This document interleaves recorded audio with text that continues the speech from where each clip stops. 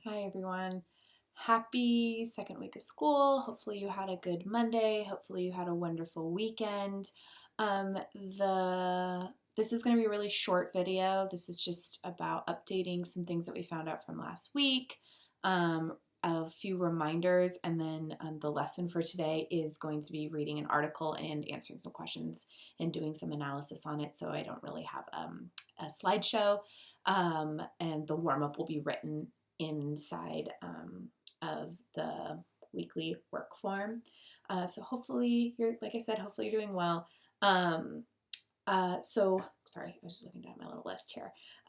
First thing, it was confirmed last week that all 9 through 11 classes are going to be pass and complete.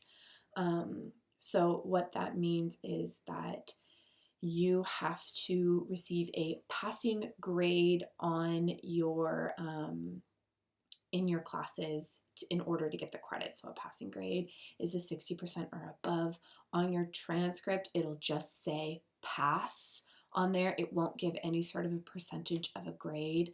And then if you do not pass the class, it won't be a non-pass. It'll be considered an incomplete. And the way that that works, I believe, is that if you have a year to make the class up, and then if you make it up within a year, that incomplete gets erased from your transcript. So their colleges or employers, whoever pulls your transcript, they won't even see the incomplete on there. So this is, I think, is a really good move from the governor's part, because it's not fair to have a graded class when we're doing online. Like I talked about in my first video, it's not the same, right? The teaching isn't the same. The quality of work that I see isn't the same. The participation is certainly not the same. So I think that this is a good move. I am a little bit worried about what that means in terms of the work that I receive. I feel very lucky. I get to teach you guys, and you're all incredibly motivated learners. I do worry about it, if you only have to get a 60% in order to get a pass, like why try hard? And one thing I'll say about that, because you might be thinking that yourself right now, like, who cares if I slack off and do terrible work? Um, First of all, you should care, because there's pride and dignity, and you should be turning in your work with a sense of honor. But another reason, and really maybe the more important reason, is that Miss Bonaventure has incredibly high expectations. You can talk to any current sophomore in a scholars class, even in in her English 2 class, and they'll tell you she's for real. And that my whole purpose is trying to prepare you for that. And so I am not going in this one of my things on my list here. We're not going to really be learning any true new skills for the rest of the year.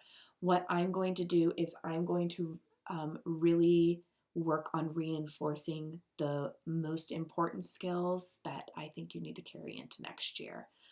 That throws a massive wrench into my plans.